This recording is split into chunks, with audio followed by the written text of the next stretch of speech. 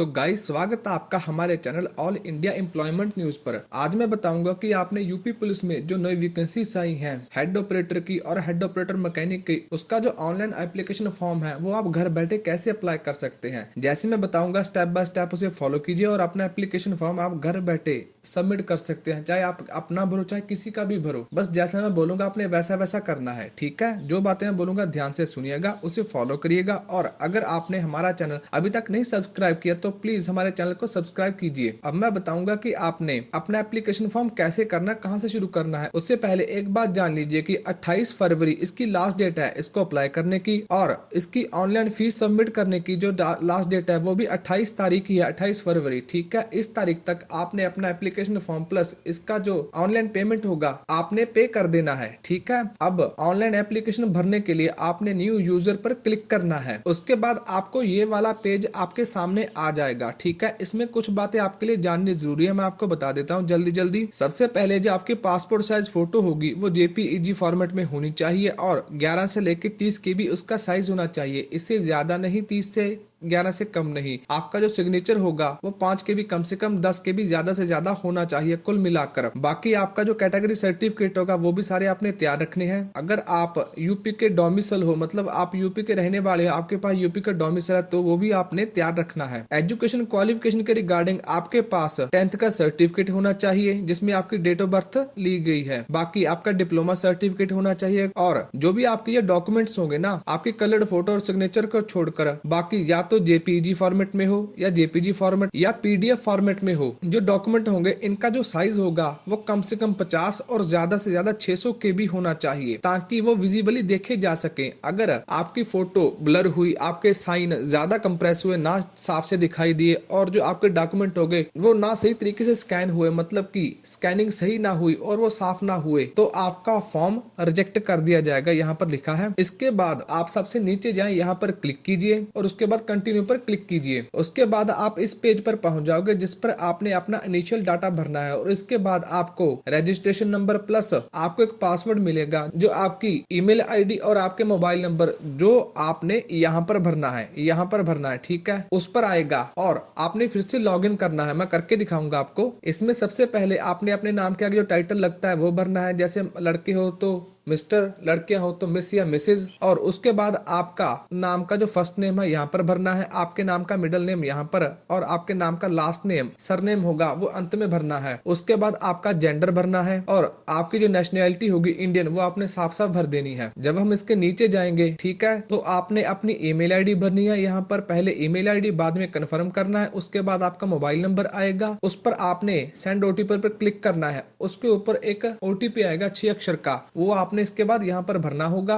ये कोड आपने यहाँ पर भरना है और सबमिट पर क्लिक कर दीजिएगा। यहाँ पर मैंने अपना नाम भर दिया, अपना जो सरनेम था लास्ट में वो भर दिया। अगर मेरे नाम के बीच में कोई और शब्द भी होता तो मैं यहाँ पर भरता। जैसे मेरा नाम होता राज आकर्षण कुमार, तो पहले मैं राज, बाद में आकर्षण, फिर मैं कुमार भरता। पर अभी मेरा नाम सिर्फ 2 अक्षरों से है, आकर्षण कुमार, तो मैंने यहाँ पर भर दिए। मैंने यहाँ पर अपना जेंडर भर दिया। उसके बाद नेशनैलिटी इंडियन मैंने भर दी। यहाँ पर मैंने अपनी ईमेल आईडी भरी थी। मेरे को यहाँ पर जो मेरे को ओटीपी आया था वो मैंने भर दिया। उसके बाद मैंने ये वाला पासवर्ड यहाँ पर भर दिया और सबमिट पर क्लिक करूंगा मैं। उसके बाद जो मेरे को रेफरेंस नंबर आया था, रजिस्ट्रेशन नंबर कहते हैं जिसे, और पासवर्ड आया था, वो मैं यहाँ पर भरूंगा और लॉगिन पर क्लिक करूंगा। लॉगिन करने के बाद मैं इस पेज पर पहुंच जाऊंगा, ठीक है। तो हमने यहाँ पर क्लिक करना है एप्लीकेशन पर। इसके बाद मैं इस पेज पर पहुंच जाऊंगा, जिसके आप नीचे जाओगे तो आपको सबसे पहले ये वाली ऑप्शन मिलेगी कि आप यूपी के रेजिडेंट हो, आपके पास यूपी का डोमिसाइल है। अगर है तो यहाँ पर यस पर क्लिक कीजिए और सारी डिटेल आपको भरनी होगी कि किस अथॉरिटी द्वारा उसे बनाया गया है, उसका नाम यहाँ पर लिखेंगे, किस डेट को वो इश्यू हुआ था यहाँ पर क्लिक करके अपनी डेट बताएंगे। आपके डोमिसाइल पर जो सीरियल नंबर होगा ऊपर वो यहाँ पर लिखेंगे। आपके डोमिसाइल का जो एप्लीकेशन का सर्टिफिकेट नंबर होगा वो आप यहाँ पर भरेंगे, और जो आपकी कैटेगरी होगी वो यहाँ पर बताएंगे। अगर आप यूपी के नहीं हो, अदर किसी स्टेट के हो, तो 9 बार भरिए, आपने कुछ नहीं भरना। आप सीधा का सीधा जनरल कैटेगरी से अप्लाई करेंगे। कैटेगरी के लिए वो लोग अप्लाई करेंगे ST SC OBC economical weaker section जो सिर्फ यूपी के होंगे। अदर कोई स्टेट वाला होगा तो वो सीधा सीधा जनरल कैटेगरी में ही जाएगा। उसके बाद जो फ्रीडम फाइटर का आरक्षण रखते हैं उनके लिए यहाँ पर ऑप्शन दी गई है, अगर है तो यहाँ पर यस भर के पूरी डिटेल देंगे पहले की तरह, अगर नहीं है तो नो भर के कहाँ चले जाएंगे। उसके बाद अगर आप एक्स सर्विसमैन हो तो यहाँ पर यस भरो और पूरी यहाँ पर डिटेल दो,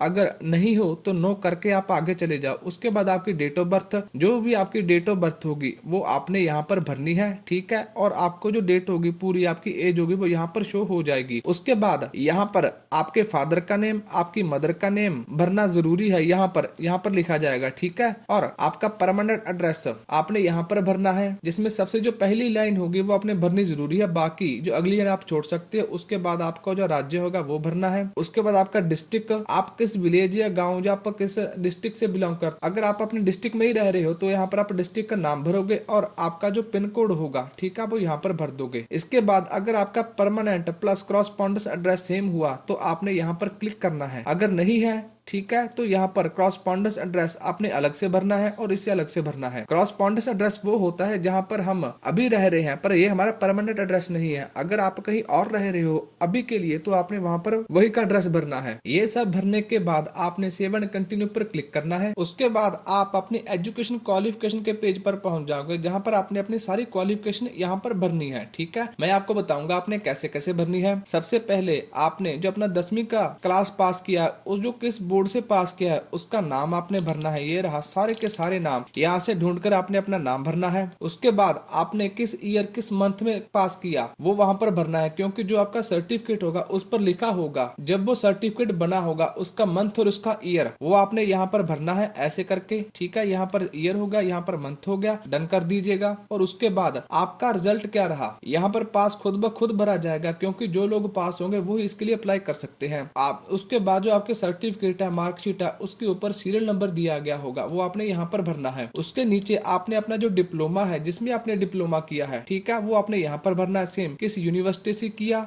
या किस बोर्ड से किया, कौन सी आपकी ट्रेड थी, किस मंथ में आपने वो ट्रेड पास की, ठीक है, वो सारा का सारा मंथ ईयर यहाँ पर भर देना, यहाँ पर डन कर देना। और आपने पास होना जरूरी है। जो लोग अपीयरिंग है या रिजल्ट की वेट कर रहे हैं वो अप्लाई नहीं कर सकते। आपका रोल नंबर क्या था, आपका जो सीरियल सर्टिफिकेट नंबर है वो आपने यहाँ पर भर देना, सेम एज इट इज जैसे पीछे आपने 10वीं का भरा था। उसके नीचे जाओगे, यहाँ पर आपसे पूछा गया है कि आपके पास ओ लेवल का सर्टिफिकेट है कंप्यूटर का, है तो यस करो वरना नो। यहाँ पर आपसे पूछा गया है कि आपने 2 साल जो आपकी आर्मी टेरिटोरियल आर्मी होती है उसमें 2 साल आपने बिताए हैं, आपने वो 2 साल का पीरियड फेस किया है, अगर किया है तो यस वरना नो कर दो। यहाँ पर उन्होंने पूछा है कि आपने एनसीसी की है जिसमें आपके पास बी लेवल का सर्टिफिकेट होना चाहिए, अगर आपके पास एनसीसी का बी लेवल का सर्टिफिकेट है यहाँ पर यस कर दो वरना यहाँ पर नो कर दो। और उसके बाद सेव एंड कंटिन्यू पर क्लिक कर दो। यहाँ पर आपने अपनी फोटो को अपलोड करना है। ये रहा उसका साइज, जिसमें कम से कम 11 KB और ज्यादा से ज्यादा 30 KB का आपका फोटो का साइज होना चाहिए, वो भी जेपीजी फॉर्मेट में होनी चाहिए, तभी वो अपलोड होगी। जब आप यहाँ पर क्लिक करोगे, ठीक है, तब आप अपनी फोटो को सिलेक्ट कीजिए और अपलोड पर क्लिक कर दिए। अपलोड होने के बाद आपकी जो फोटो होगी वो आपको शो होने लग जाएगी, ठीक है। उसके बाद आपने सेम सेव एंड कंटिन्यू पर क्लिक करना है। सेम आपने ऐसे ही सिग्नेचर को अपलोड करना है, ऐसे ही आपने सिग्नेचर को अपलोड कर दीजिएगा। इस पेज पर आपने अपने डॉक्यूमेंट्स अपलोड करने हैं, ठीक है ना। 10वीं का डॉक्यूमेंट हो गया, डिप्लोमा का डॉक्यूमेंट हो गया और इसके अलावा जो आपका ओ लेवल का कंप्यूटर का सर्टिफिकेट है, यहाँ पर आपने वो डॉक्यूमेंट अपलोड करने हैं। ये जो डॉक्यूमेंट होंगे आपके ज्यादा से ज्यादा 600 KB और कम से कम 50 KB के होने चाहिए, या तो वो जेपीजी फॉर्मेट में या पीडीएफ फॉर्मेट में या जेपीईजी फॉर्मेट में हो। जब आप यहाँ पर क्लिक करोगे ना तो ये वाला पोर्टल खुल जाएगा, यहाँ पर आपने क्लिक करना है, ठीक है ना। यहाँ पर आपने क्लिक करने के बाद जहाँ पर भी आपका 10वीं का सर्टिफिकेट होगा वहां से जाओ और उसको सिलेक्ट करके ओके कर दो। उसके बाद आपने आई कन्फर्म पर क्लिक करके अपलोड कर देना है। मैंने यहाँ तीनों की तीनों जो अपने सर्टिफिकेट थे वो अपलोड कर दिया है, ठीक है। और अगर गलती से कोई गलत हो गया या आप फिर से चेंज करना चाहते हो तो यहाँ पर आप एडिट पर क्लिक कीजिए और फिर से अपलोड कर सकते हैं जैसे आपने पहले किया था। अब जब आपने ये वाला प्रोसेस कंप्लीट कर लिया तो सेव एंड कंटिन्यू पर क्लिक कीजिए। उसके बाद जो आपका एप्लीकेशन फॉर्म होगा जो आपने अभी तक भरा है वो सारा का सारा प्रीव्यू हो जाएगा। सारा का सारा एक बार चेक कर लीजिएगा। नीचे जाएंगे तो आपको सारा का सारा फॉर्म फिर से मिलेगा, ठीक है। सबसे नीचे जाकर अगर आपका सब कुछ सही नहीं है, ठीक है, और आप सबमिट करना चाहते हो तो यहाँ पर सब पर क्लिक कीजिए, यहाँ पर टिक कीजिए सबके बारे में,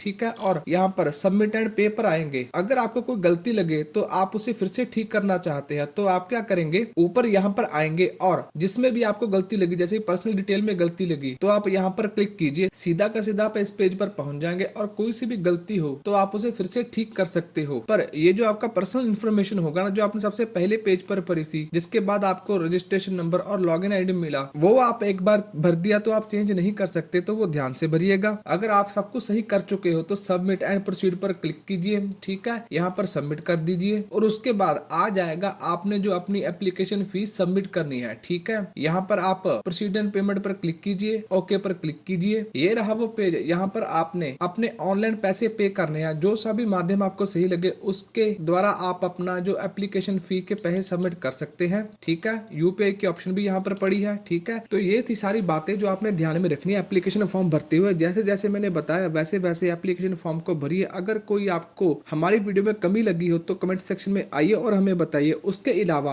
अगर आपको कोई सा भी क्वेश्चन आपके मन में हो तो हमसे पूछिए, हम उसका जल्दी से जल्दी आपको जवाब देंगे। इसी के साथ धन्यवाद। अगर वीडियो अच्छा लगा तो लाइक और शेयर कीजिए और चैनल को सब्सक्राइब करना मत भूलिएगा। इसी के साथ धन्यवाद। जय हिंद, जय जवान, जय किसान।